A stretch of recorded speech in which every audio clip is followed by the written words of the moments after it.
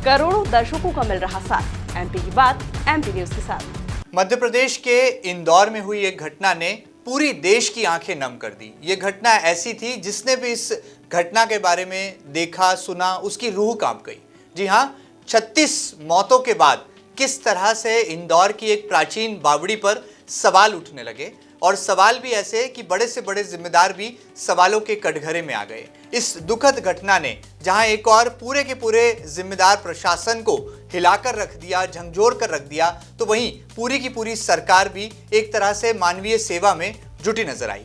ऐसे में इंदौर के सांसद शंकर लालवानी जी की क्या भूमिका रही, किस तरह से लगातार तमाम चारों तरफ से आरोपों की बौछार को झेलते हुए उन्होंने इस पूरी घटना के दौरान केवल और केवल मानव सेवा में अपना जो है दिलो जान दिया, और कैसे उन्होंने अपनी महती भूमिका निभाई, और तमाम आरोपों को लेकर क्या है उनकी बेबाक सफाई। आज एमपी न्यूज पर आप तमाम दर्शकों से रूबरू होंगे इंदौर के सम्मानीय सांसद शंकर लालवानी जी। शंकर जी, आपका बहुत बहुत स्वागत है एमपी न्यूज के इस खास सेगमेंट, खास चर्चा में। जी धन्यवाद। सांसद जी, सबसे पहला बड़ा लाजमी सा सवाल है बेलेश्वर महादेव मंदिर।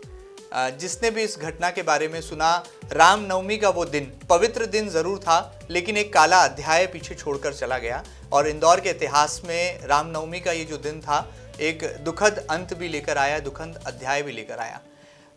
इस पूरी घटना के दौरान आप क्या शहर में मौजूद थे, और ये पूरी घटना जब हुई तो सबसे पहली जब जानकारी आपको लगी तो क्या आपने पहला कदम उठाया कि वहां पर रेस्क्यू किया जा सके, ज़्यादा से ज़्यादा जिंदगियों को बचाया जा सके? आपकी भूमिका क्या रही? देखिए, घटना बहुत दुखद रही जी, पीड़ादायक रही। वाकई में एक रामनवमी के दिन इस प्रकार की घटना होना जी जी, मन को बहुत दुखी करती है। और जैसे ही मुझे जानकारी लगी, मैं उस समय देपालपुर में था जी, और उसी समय तभी अंदाज नहीं था कि कितने लोग हैं। इतना जरूर मालूम पड़ा कि बावड़ी है, बावड़ी की छत ढह गई है और उसमें लोग नीचे गिर गए हैं। जी, मैंने उसी समय जिलाधीश महोदय को फ़ोन लगाया, जी, पुलिस कमिश्नर को फ़ोन लगाया, फायर ब्रिगेड को लगाया, नगर निगम कमिश्नर को लगाया, और तब तक उनको भी जानकारी लग गई थी और वो भी स्पॉट पर रवाना हो गए थे। जी, कुछ ही समय में सब वहाँ पहुँच गए थे, और वहाँ के जो स्थानीय लोग हैं उन्होंने मुझे फ़ोन लगाया, प्रशासन से ही बात हुई कि इसमें कितने लोग अंदर है ये कहना मुश्किल है, क्योंकि पूरी स्लेब नीचे गिर गई। बिल्कुल। हमने सभी प्रकार के व्यवस्थाएं जुटा दी और काम प्रारंभ कर दिया है, रेस्क्यू ऑपरेशन। जी, और फिर देपालपुर से मैं तुरंत वहाँ पहुँचा और रेस्क्यू ऑपरेशन शुरू हो चुका था। जी, मेरे सामने कुछ लोग चल के जो निकले थे वो चल के जा रहे थे, और उनको एम्बुलेंस के माध्यम से हॉस्पिटल भी पहुँचाया गया। जी, जी, जी, लेकिन समस्या तब आई कि जब जो ऊपर लोग थे और जिनको निकाला गया वो सकुशल निकल गए, लेकिन जो दलदल में अंदर फंस गए थे उनके लिए बहुत चिंताजनक था। और चूँकि पानी था बावड़ी में, डिवाटरिंग शुरू हो गई और डिवाटरिंग की मोटरें अंदर डाली गई, पर कहीं ना कहीं पानी निकाल भी रहे थे, पानी उसमें रिसाव भी था, तो पानी का लेवल इतना जल्दी कम नहीं हो रहा था। जी, जी, फिर ये निर्णय लिया गया कि 2 बड़ी 10-10 हाउस पावर की मोटरें तुरंत डाल के पानी का निकाला जाए। इन सब बातों को लेकर एनडीआरएफ, फिर बाद में आर्मी को भी बुलाया गया। लेकिन जो नीचे लोग दब गए थे, जिनको हम कह सकते हैं कि दलदल में थे या अंदर कीचड़ था, उनको हम बचा नहीं पाए, जिसका कि हमें दुख है। और बहुत ही ऐसी घटना थी कि जो हमेशा मन को झकझोर देती है। बिल्कुल ठीक बात है।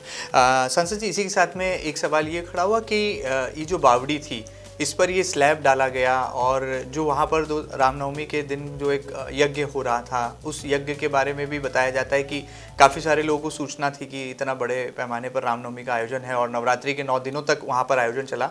रहवासियों को इस बात की ज़रा भी इल्म नहीं था कि जिस जगह पर वो बैठे हैं उसके ठीक नीचे बावड़ी है, और बहुत गहरी बावड़ी है, 40 फीट से ज़्यादा जो है उसकी ऊंचाई मापी गई। आप लगातार सतत संवाद में रहते हैं, संपर्क में रहते हैं, वहाँ रहवासियों से भी आपका लगातार संवाद होता रहा है और इस दरमियान भी रहा।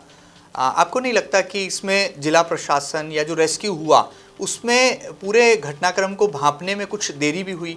जो रेस्क्यू जो तरीका था, जो टेक्नोलॉजी थी हमारे पास, उसका हम सही इस्तेमाल नहीं कर पाए। आप क्या मानते हैं पूरी घटना कितने दिनों बाद? देखिए, पहली बात तो ये बता दूं कि जहाँ हवन हो रहा था, जैसे सामान्य तौर पर हवन बाहर होता है, जी, लेकिन ऐसा बताया गया कि वहाँ पर पहली बार उस स्थान पर हवन हुआ। और दूसरा ये कि उस हवन इससे ज़्यादा भीड़ शिवरात्रि में होती है। पर जो जिस प्रकार से स्लेब डली थी, अभी ये एक विषय जरूर है कि स्लेब कब डली और किसने डाली। जी। और वो जांच का भी विषय है, वो प्रशासन जांच कर रहा है। जी। तो मुझे लगता है कि ये एक मंदिरों में कई बार जाना होता है, लेकिन उसका जो लेवल था, एक फ्लोरिंग था, एक सरीका था। तो कहीं भी जो आम व्यक्ति जाता है उसको ये आभास नहीं होता है कि इस फ्लोरिंग, क्योंकि फ्लोरिंग जो की हुई थी स्लेब के ऊपर एक सरी की फ्लोरिंग की हुई थी। जी। तो कहीं ये आभास नहीं होता कि ये बावड़ी इसके नीचे है। तो ये एक जरूर जो पुराने लोग रहे होंगे, जिन्होंने 30 साल जो वहाँ के स्थानीय लोग बता रहे हैं कि लगभग 35 साल पहले, 40 साल पहले ये बावड़ी थी और उसको पुर दिया गया था। उस समय जो छोटा मंदिर था और उसको पुर दिया गया था। जी। तो ये किसी को आभास नहीं था कि इसके नीचे बावड़ी है। तो सामान्य तौर पे जिसको आभास नहीं, वो तो पूजा के हिसाब से आए थे। और जब पूर्णावती थी, जब पूर्णावती हम ध्यान है कि जो हवन कुंड के पास में बैठते हैं, वो तो वहाँ बैठे थे, लेकिन जो पीछे वाले जरूर उसको हाथ लगा के, जैसे हम कहते हैं कि हमारा भी स्पर्श है, हम सब ऐसे मिलके आहुति लगे। तो उस समय ज़्यादा लोग वहाँ थे और वही हादसे का कारण बना। और उसके हादसे के कारण हो सकता है अब जांच में भी आएगा। मुझे लगता है जो अंदर जो बावड़ी में जो पानी था वो सड़ गया होगा, और सड़ा हुआ पानी दिख भी रहा था, बांस आ रही थी जब पानी निकल रहा था। और जो स्लेब थी उसमें जो सरिये डले थे वो भी बहुत पतले डले थे। तीसरा, उस खराब पानी के कारण गैस जो बनी उसके कारण सरिये जंग खा गए और वो सरिये लोड नहीं ले पाए। और मेरे को एक कारण वो लगता है कि उस स्लेब डालने के बाद भी ऊपर फ्लोरिंग की गई, उसका भी वजन था और फिर लोगों का भी वजन था। तो ये सब कारण तकनीकी की तो अब जब जांच आएगी तब मालूम पड़ेगा। पर ये सामान्य तौर पे प्रथम दृष्टया में देखने को मिल रहे थे। तो मुझे लगता है ये हादसे का बड़ा कारण रहा। और दूसरा, जहाँ तक रेस्क्यू की बात है, पहली बार तो ये अंदाजा नहीं लग रहा था अंदर कितने लोग हैं। जब हम वहाँ शुरुआती दौर में जब निकल रहे थे तो हम सबको ऐसा लग रहा था कि सब सकुशल निकल रहे हैं। लेकिन वहाँ जब हम खड़े थे तो कुछ परिवार आए थे, उनका कहना है हमारे परिवार का ये सदस्य मिल नहीं रहा है, मिसिंग है, मिल नहीं रहा है। तो ऐसे करके धीरे धीरे करके जैसे ही लोगों को मालूम पड़ा होगा कि हादसा हुआ है, उनके घर पे लोग नहीं है, तो जो मंदिर में आते रहते हैं उन्होंने अपने लोगों को ढूंढना शुरू किया और उन्होंने बताना शुरू किया कि हमारे ये व्यक्ति नहीं मिल रहा है, हो सकता है वो मंदिर में आए थे और अंदर हो। उसके बाद ये चिंता बढ़ गई और उसके बाद ये जो NDRF और हमारी जो आर्मी है उसको बुलाया गया। पर तब तक ये बात सही है कि पानी के अंदर ज़्यादा समय, और खास करके पानी गंदा कीचड़ वाला, तो ज़्यादा समय आदमी रुक नहीं सकता है। बिल्कुल ठीक है, बिल्कुल भी अंदाजा नहीं था, क्योंकि जब रेस्क्यू शुरू हुआ तब मीडिया के समक्ष भी जो तमाम जिम्मेदारों के बयान थे वो ये थे कि तकरीबन 20 से 22 लोग जो हैं फिलहाल जो है रेस्क्यू कर लिए गए हैं और कुछ और आना बाकी हैं। केवल आंकड़ा आना बाहर था, लेकिन जब देर रात घड़ी का कांटा आगे बढ़ता गया तो मौतों के आंकड़े ने जो है हर किसी को हिलाकर रख दिया, झंझोर कर रख दिया। बहरहाल आगे बढ़ते हैं। माननीय सांसद जी, आपके साथ ऐसा क्या हुआ कि लगातार घेराबंदी की गई? हम देख रहे थे सोशल मीडिया पर सांसद जी की गैर हाजिरी को लेकर सवाल उठाए गए, कहा गया कि वहाँ पर जो मंदिर ट्रस्ट है उनके अध्यक्ष और सचिव जो हैं बहुत आपके करीबी हैं।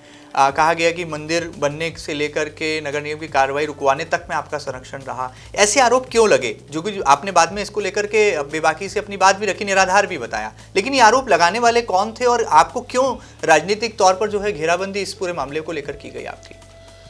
ठीक है, पहले तो हमें ये समझना पड़ेगा कि स्लेब जो डली, जहाँ हादसा हुआ, जो जिसको बावड़ी बोलते हो, वहाँ हादसा हुआ, उस बावड़ी की जो स्लेब थी वो कई वर्षों पूर्व डली थी। और स्थानीय लोग बता रहे हैं, कोई 35 साल बता रहा है, कोई 40 साल बता रहा है।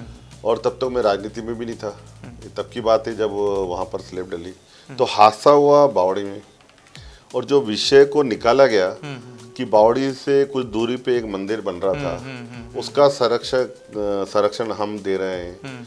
मैंने उनको कहा था कि मैंने कभी किसी का संरक्षण अवैध निर्माण में नहीं दिया है, और उसको लेकर जो भ्रम फैलाया जा रहा है वो गलत है।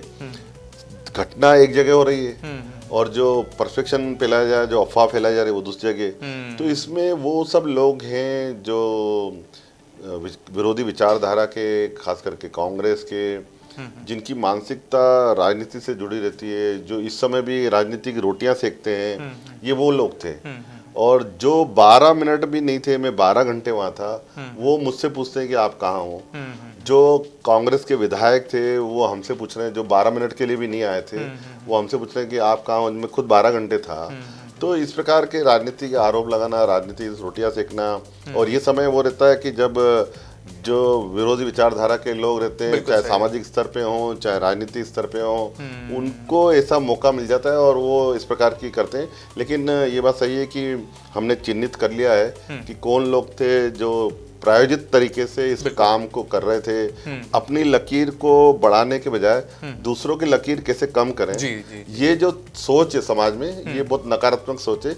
इसकी जानकारी लग गई है, आने वाले समय में हम समाज के सामने भी रखेंगे। मतलब खुलासा करने वाले हैं बहुत जल्दी, बिल्कुल, ऐसे जो चेहरों लोग को उसके बेनकाब पीछे थे। करेंगे। जी जी जी, चलिए बड़ी बात है, क्योंकि सांसद जी जो कहते हैं वो करके दिखाते हैं। और यहाँ पर शंकर लालवानी जी ने दावा किया है कि ऐसे जो चंद लोग थे जो कि नकारात्मक भाव फैला रहे थे या उनके बारे में दुष्प्रचार कर रहे थे, और मुझे लगता है सोशल मीडिया का ये वो जमाना है जहां पर व्हाट्सएप यूनिवर्सिटी में जो है अच्छे से अच्छे छात्र भी खुद को प्रोफेसर समझने लगते हैं और बात बेबात या बात का बतंगड़ बनाने में कई लोग माहिर भी होते हैं। बहरहाल ऐसा ही कुछ मुझे लगता है शायद आपके साथ भी हुआ होगा।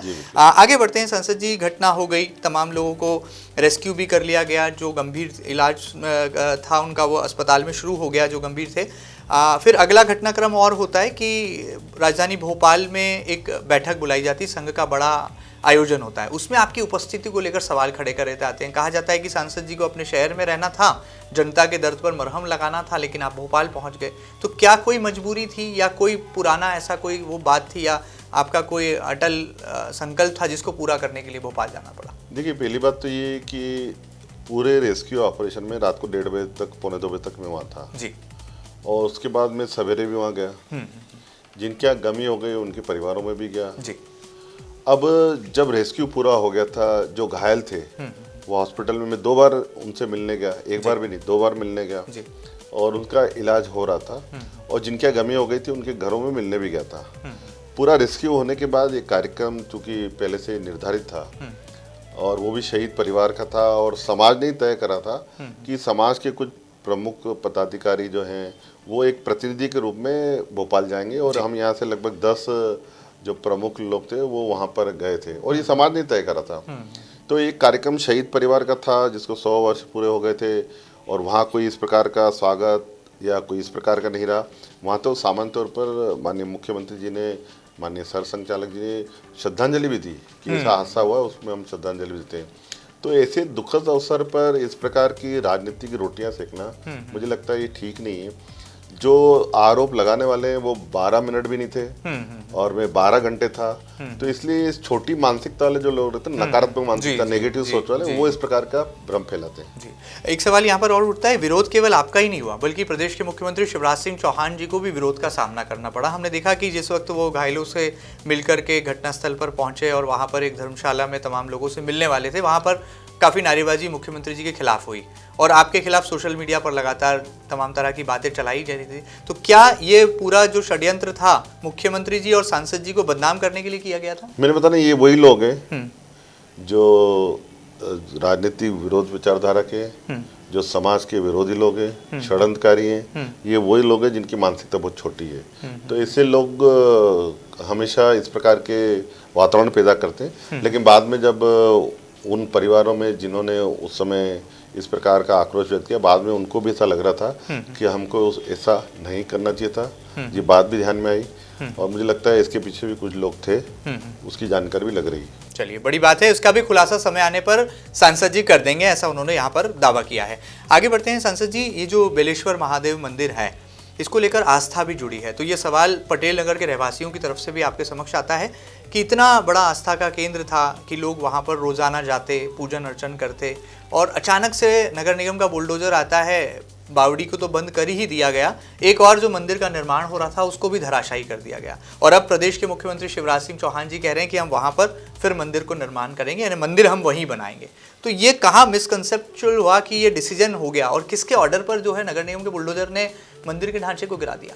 देखिए, जो वहाँ स्थानीय लोग रहते हैं और जो बताते हैं कि ये जब यहाँ खेती हुआ करती थी, खास करके यहाँ पर, ये तो आईडीए की विकसित की जमीन है, तो इंदौर विकास प्राधिकरण ने स्कीम को डेवलप किया और अग्रवाल नगर है, खातीवाड़ा टेंगे, यहाँ पूरी खेती होती थी। तो जिन किसानों खेती करते थे उस समय का ये छोटा मंदिर है और ये हम नहीं कहते, ये वहाँ के स्थानीय लोग कहते हैं और जो पुराने लोग आसपास रहते हैं कि ये बहुत पुराना मंदिर, जब इंदौर विकास प्राधिकरण की स्कीम भी डेवलप नहीं हुई थी। तो ये बात सही है कि वहाँ के स्थानीय लोगों के अनुसार और वर्षों से वहाँ पूजा पाठ होता है, कार्यक्रम होते हैं। तो ये एक पुराना स्थान, धर्म स्थान है, ये बात सही है। और कुछ लोगों द्वारा इस प्रकार का भ्रम फैलाया गया कि इसमें अतिक्रमण किया गया, पर ये मंदिर बहुत पुराना है, ऐतिहासिक है, ये वहाँ स्थानीय लोग बताते हैं। और एक लंबे, मुझे लगता है मुरई समाज के जो किसान थे वो इसकी पूजा अर्चना भी करते हैं, ऐसा स्थानीय लोग बताते हैं। जी। तो पुराना ऐतिहासिक मंदिर है और मुझे लगता है कि ये जो मंदिर जर्जर हो रहा था, उसी को लेकर जो नए मंदिर जो समिति ने अपना प्रतिवेदन जो नगर निगम को दिया था, उसमें उन्होंने ये कहा कि ये मंदिर चूंकि जर्जर हो रहा है तो उसके स्थान पर हम ये मंदिर बना रहे हैं। तो ये कुछ लोगों ने भ्रम फैलाया और भ्रम के कारण ऐसी स्थिति बनी। तो आप भी कहेंगे कि मंदिर अब फिर वहीं बनाएंगे, क्योंकि मुख्यमंत्री जी ने तो साफ तौर पर कह दिया है कि मंदिर बनाया जाएगा, धार्मिक भावनाओं को जो है किसी भी तरह से। मंदिर धार्मिक भावनाओं का, आस्था का केंद्र है और वर्षों से बता रहे हैं कि कोई बोला 50 साल से पुराना स्थान है, जब खेती तब से वर्षों पुराना स्थान है, किसी का कहना है उससे पहले का स्थान है। जी। तो जो धार्मिक स्थान, आस्था का केंद्र है, लोगों की भावनाएं जुड़ी रहती है।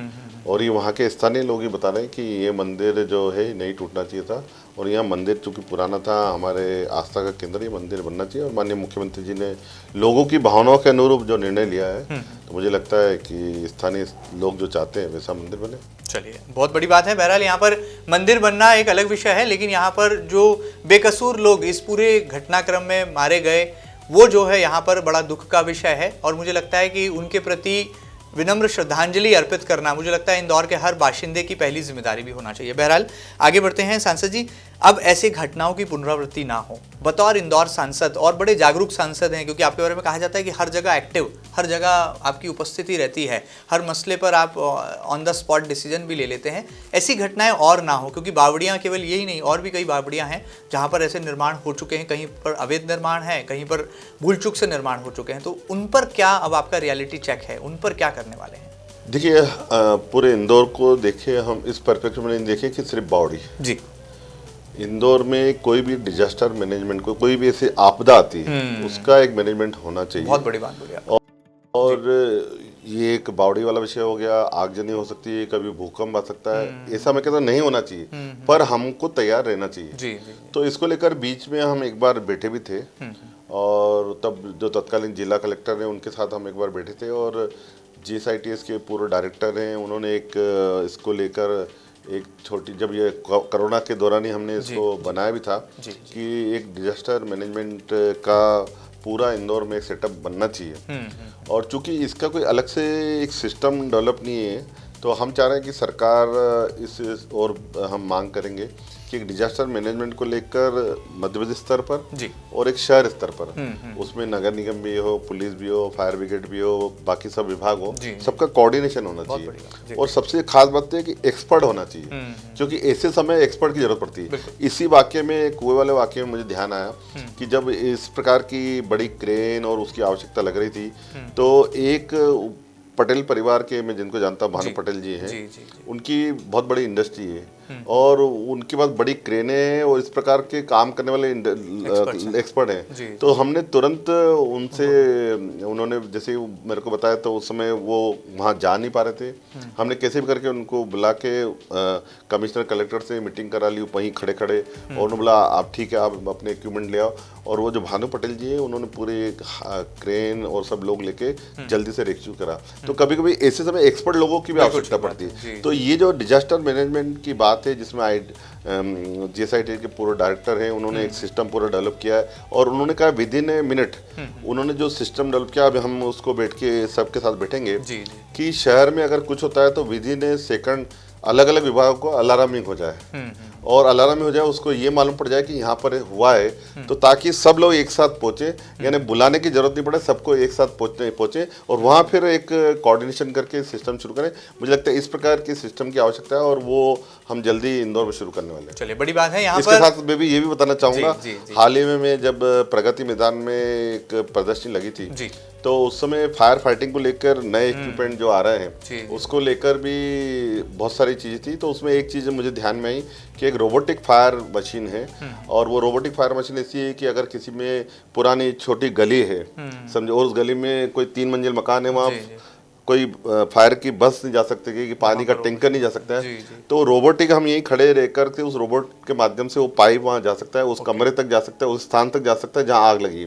तो पूरा कैमरे के माध्यम से देख भी सकते हैं, वो पाइप लेके वहाँ तक जा सकता है जहाँ हादसा हुआ है। तो ये इसके लिए मैंने माननीय मुख्यमंत्री जी को पत्र लिखा है कि ये रोबोटिक इंदौर में अब आवश्यक है। कहीं भी बहुत जैसे हमारी सराफा है, बर्तन बाजार है, छोटी छोटी गलियाँ हैं, सकड़ी गलियाँ हैं, तो वहाँ गाड़ी नहीं जाती, रोबोटिक के माध्यम से तुरंत फायर की जो पाइप है पहुंच सकता है और कंट्रोल हम यहाँ बैठे बैठे कर सकते हैं। तो ये भी एक हो सकता है उसमें। बिल्कुल ठीक बात है। डिजास्टर मैनेजमेंट पर जो है यहाँ पर इंदौर को गौर करने की जरूरत है, और इंदौर के जिम्मेदार जनप्रतिनिधि होने के नाते सांसद श्री शंकर लालवानी ने इस बात के लिए पुख्ता यहाँ पर हमें विश्वास दिलाया है कि भविष्य में इसकी पुनरावृत्ति भी ना हो, और ऐसी घटनाओं से निपटने के लिए जो संसाधन इंदौर के पास होने चाहिए वो जरूर होंगे, क्योंकि इंदौर केवल स्वच्छता में ही नंबर 1 नहीं है, बल्कि इस तरह की घटनाओं से लड़ने में, चुनौतियों को पार करने में भी अग्रणी भूमिका निभा सकता है। बहरहाल आगे बढ़ते हैं। सांसद जी, राजनीतिक गलियारों में ऐसी चर्चा है, अखबारों में मैंने ऐसी कई खबरें पढ़ी हैं कि आने वाले विधानसभा चुनाव 2023 में आप भी एक चेहरा हो सकते हैं, आप भी मैदान में उतर सकते हैं, और शायद यही वो वजह थी कि आपको इस पूरी घटना के दौरान षड्यंत्र पूर्वक जो है आरोपों से घेर दिया गया। क्या इस बातों में कोई सच्चाई है? दिल की बात क्या है इंदौर के सांसद जी की? देखिए, भारतीय जनता पार्टी कार्यकर्ता के रूप में पार्टी किस कार्यकर्ता को क्या करना है वो पार्टी तय करती है, और मैं एक भारतीय जनता पार्टी का अनुशासित कार्यकर्ता हूँ। पार्टी जो भी काम कहेगी वो मैं करूंगा, और पार्टी का जैसा आदेश होगा वैसा करेंगे। मतलब कोई राजनीति तो नहीं थी पर्दे के पीछे? कोई ऐसा तो नहीं था कि राजनीति कोई कर रहा हो आपको? देखिए, हो सकता है राजनीति का ये स्वभाव है, तो राजनीति के स्वभाव में नेचुरली इस प्रकार की बातें आती है, विपक्ष का खास करके जिस प्रकार विपक्ष करता है। पर मेरा ऐसा मानना है कि भारतीय जनता पार्टी ऐसी पार्टी है जिसमें पार्टी कार्यकर्ता के बारे में निर्णय करती है, कार्यकर्ता अपने बारे में कभी निर्णय नहीं करता। एक राजनेता होने के साथ साथ आप एक संवेदनशील इंसान भी हैं। क्या इस पूरी घटना के दौरान ये जिस तरह से दुष्प्रचार किया गया, कोई पल ऐसा आया कि जब आपको लगा कि इतनी सेवा करने के बाद भी जो है आपके अपने ही या आपके राजनीतिक प्रतिद्वंदी जो है लगातार आप पर आरोप और झूठे आरोप, जिसको लेकर के आपको कभी दर्द महसूस हुआ या लगा कि इतना करने के बाद भी इतना दुख जो है झेलना पड़ रहा है? कोई ऐसा पल जब आप इमोशनल हो गए? देखिए, ये बात सही है कि विपक्षियों ने जिस प्रकार का आरोप लगाया था तो उसको बहुत दुख हुआ। यही वो कांग्रेस के लोग थे जो कोरोना काल में कह रहे थे कि सांसद पार्षद का काम कर रहा है। आपने भी उस समय सुना होगा कि पार्षद का काम भी सांसद कर रहा है। और यही उस दिन युवक कांग्रेस के लोग थे जिनको की जनता ने कभी देखा नहीं था, वो प्रदर्शन कर रहे थे कि सांसद निष्क्रिय है, वो ऐसे। तो इस बात की बहुत पीड़ा होती है कि शहर की जनता जानती है कि 24 घंटे में से कम 18 घंटे में शहर के बीच में रहता हूँ, शहर हो, ग्रामीण क्षेत्र हो। जब इंदौर में रहता हूँ कभी भी मैंने कोई छुट्टी नहीं ली, कभी भी मैं ऐसा कोई नहीं गया। अगर मैं दिल्ली में हूँ या कहीं दूसरे कार्यक्रम में, उसके अलावा मैं इंदौर में रहता हूँ, तो हर सुख दुख में मैं पहुँचता हूँ। ये समाज भी जानता है। पर इस समय दुख लगता है कि राजनीतिक लोग इस प्रकार की सोच रखते हैं, तो उस समय जरूर दुख होता है। पर ये राजनीति का स्वभाव है कि किस प्रकार लोगों को डैमेज करना, ये उनका काम है, और हम इन्हीं के बीच में और अच्छे सशक्त होके अच्छे काम करके लोगों की सेवा करके आगे बढ़ेंगे। बिल्कुल ठीक बात है। चलिए, बहुत सारी बातें कर ली। जाते जाते सिंधी समाज को क्या संदेश होगा, क्योंकि ऐसे भी आरोप आप पर लगे कि सिंधी समाज ही आपसे नाराज हो गया। जिस समाज के आप नेता हैं, जिस समाज का आप प्रतिनिधित्व करते हैं, संसद में आप जिस समाज का झंडा उठाते हैं, वो समाज भी जो है आपसे थोड़ा सा खफा हुआ। क्या इन बातों में सच्चाई थी, और यदि नहीं थी तो क्या संदेश होगा सिंधी बंधुओं के लिए? देखो, मैं सिर्फ एक समाज का प्रतिनिधि नहीं हूँ, मैं सभी समाजों का प्रतिनिधि हूँ, पहली बात। और जहाँ तक जिस समाज से आता हूँ उसमें इस प्रकार की जो बातें आई थी, हर समाज में कुछ विघ्न संतोषी तत्व रहते हैं, नकारात्मक सोच वाले लोग रहते हैं, तो उनकी मानसिकता छोटी रहती है। और जिन्होंने ये करा वो भी ट्रेस हो गए। जब उनके माध्यम से वहाँ तक हमारे समाज के लोगों ने बात की, तो वो जिस प्रकार का बता रहे हैं कि इनके दबाव में करा, उनके दबाव में करा, तो अब ठीक है, आने वाला समय आएगा जब ये सब दबाव बाहर आएंगे। चलिए, जाते जाते पटेल नगर के रहवासियों से आप क्या कहेंगे, क्योंकि जहां पर ये दुखद घटना हुई है उनके लिए तो अब कहा जा सकता है उनकी जिंदगी के जो चिराग थे वो तो बुझ चुके हैं, लेकिन अब एक संवेदनशील सांसद होने के नाते क्या संदेश आप देंगे पटेल नगर के रहवासियों को भी और पूरी इंदौर की जनता को भी, और कैसे आने वाले समय में इस तरह की घटनाएं ना हो, एक जागरूक नागरिक कैसे तैयार हो, उस पर क्या आपका प्रकाश होगा? नहीं, देखिए जो घटना हुई दुखद है, उसकी बहुत पीड़ा है, और पीड़ा हमें ही नहीं पूरे प्रदेश को, पूरे देश को। माननीय मुख्यमंत्री जी ने अपना संदेश दिया, माननीय प्रधानमंत्री जी ने उसी समय उस शोक व्यक्त परिवारों को संवेदना दी। तो पूरे देश में जहाँ भी अब मैं जाता हूँ, अभी पार्लियामेंट चल रही थी, तो उस पार्लियामेंट के दौरान भी बहुत सारे सांसदों ने इंदौर की घटना को लेकर चिंता व्यक्त की और संवेदनाएं व्यक्त की। तो पूरे देश में जो पटेल नगर में घटना हुई है उसको लेकर संवेदनाएं हैं, और हम प्रयास करेंगे आने वाले समय में ऐसी कोई घटना ना हो, हम सब मिलकर सामूहिक रूप से। और मैं फिर ऐसा कहना चाहूँगा कि ऐसे विषम परिस्थितियों में हमें राजनीति नहीं करना है, हमें नकारात्मक सोच नहीं करना है, हम किस प्रकार और बेहतर कर सकते हैं उसको लेना है। राजनीति के लिए तो बहुत सारा समय है, और बहुत सारा समय फिर कभी राजनीति करेंगे। बिल्कुल ठीक बात है। चलिए, तो राजनीति यहाँ पर बंद होना चाहिए और जनता से सरोकार रखने वाले जो मुद्दे हैं उस पर ही बात होना चाहिए। ऐसे प्रयास भविष्य में हो और इस तरह की घटनाओं की पुनरावृत्ति ना हो, ऐसे हादसे फिर कभी इंदौर को देखना ना पड़े। इसके प्रबंध करने के लिए भी सांसद जी ने यहाँ पर कहा है डिजास्टर मैनेजमेंट की टीम भी तैयार होगी, और जल्द ही जिला प्रशासन राज्य सरकार के साथ समन्वय बिठाकर ऐसी फोर्स तैयार करेगा जो कि इस तरह की आपदाओं से निपटने के लिए भरपूर रहेंगी, तैयार रहेंगी। ये खास बातचीत आपको कैसी लगी, और तमाम आरोपों पर क्या अब आपके मन में भी अब और कोई जिज्ञासा बाकी है? अपनी जिज्ञासा भी हम तक पहुंचाइएगा, अपनी प्रतिक्रिया भी हम तक पहुंचाइएगा, और सांसद जी से यदि आप कोई सवाल करना चाहते हैं तो वो सवाल भी हम तक आप जरूर पहुंचा सकते हैं। ताजा तरीन खबरों के लिए लगातार बने रहें आपके अपने न्यूज चैनल एमपी न्यूज के साथ। फिलहाल दीजिए इजाजत, नमस्कार। एमपी की नब्ज, एमपी का हाल, मध्य प्रदेश की हर खबर एमपी न्यूज टीवी के साथ। लगातार खबरों के लिए सब्सक्राइब करें हमारा YouTube channel MP news TV. Latest updates के लिए बेल आइकन दबाना जरा भी न भूलें।